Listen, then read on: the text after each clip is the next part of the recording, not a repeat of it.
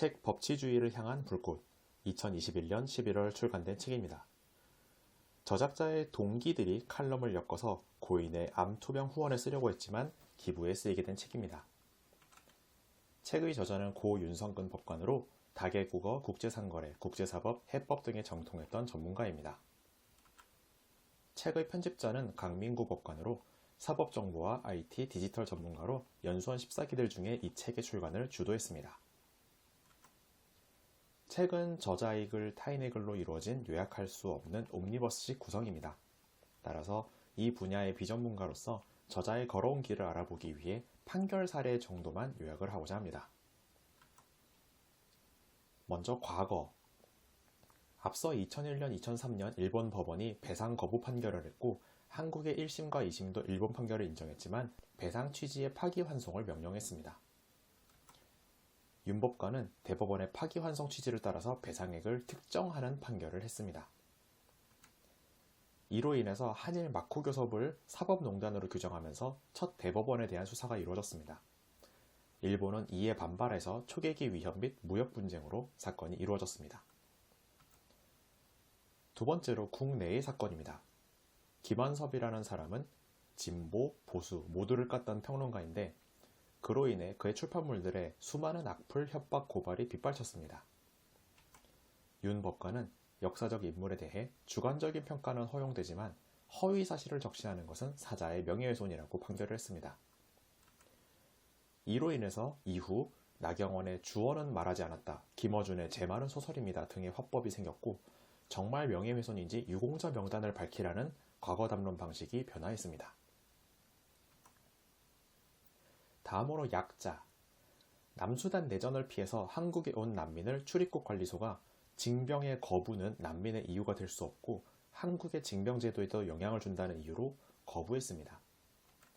이에 대해 윤 법관은 징병 거부도 정치적인 의사로 난민의 이유가 될 수 있고 국가별 병역 상황은 동일하지 않으며 심사 기회조차 박탈하는 것은 잘못이라고 판결했습니다.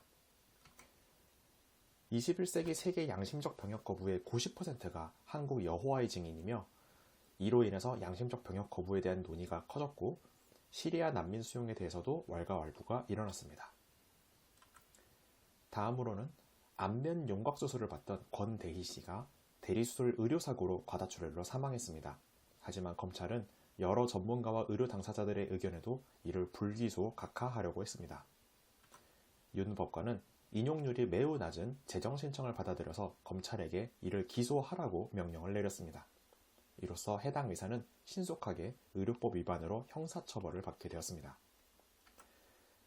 이후 의료 수가와 의료인 부족, 의료인 성추행 등 세태에 계속 의료인이 구설수에 오를 수 있게 되었고 이재명 경기지사가 CCTV법을 이슈화하면서 법제화하고 이를 의무화 시행을 하게 되었습니다. 다음은 자유의제. 2011년에 모 회사의 센터장 발령을 받은 구 씨가 구설수로 해고되었습니다. 구 씨는 노동위에 부당 해고를 당했다며 구제 신청을 하였고 1심은 평소에 접촉이 가능한 부위를 만졌고 별칭을 부른 것은 장난이라고 판단을 했습니다. 하지만 윤 법관은 1심을 뒤집고 기각 처분이 정당하다고 판결했습니다. 성을 떠나서 위계관계를 이용해서 비위행위를 했다는 점을 꼬집었습니다. 이로 인해서 위계관계에는 성담론이 없어야 한다는 원칙이 확산되었고 안희정 판결, 박원순 사건 등으로 더욱 확산되었습니다. 다음으로 대한민국 공직선거법에는 인터넷에서 선거 후보 비판을 금지해왔습니다.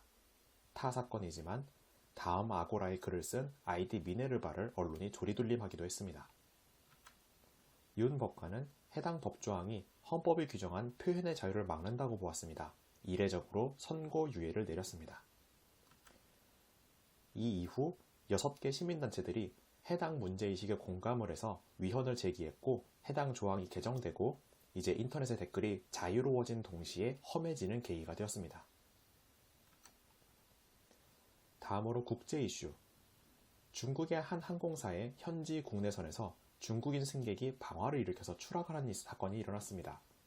유족 4명이 국내 법원에 민사소송을 요구했습니다. 윤 법관은 해당 회사가 한국 내에 영업소를 두고 있으므로 한국 법원의 국제재판 관할권이 인정되므로 중대과실로 보아서 면책도 무효라고 판결을 했습니다. 중국 북방항공은 해당 항공사가 빅8로 개편될 때 사라졌으며 이와 같은 국제법은 일본 기업 강제징용 배상 강제집행으로도 인용되었습니다. 다음으로 미국, 론스타가 외환은행 매각권과 별개로 예금보험공사와 갈등이 있었습니다.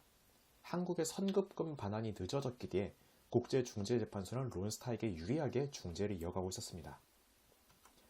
1심은 국내법을 위반했으므로 국제중재 자체가 무효라고 결론을 내렸고 2심의 윤법관도 중재 합의가 이루어지지 않았거나 권한밖의 중재라고 판단했습니다.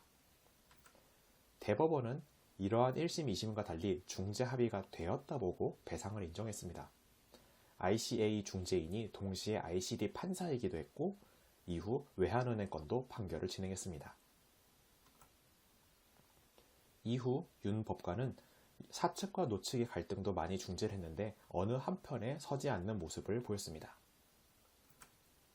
이렇게 책력을 마치겠습니다. 감사합니다.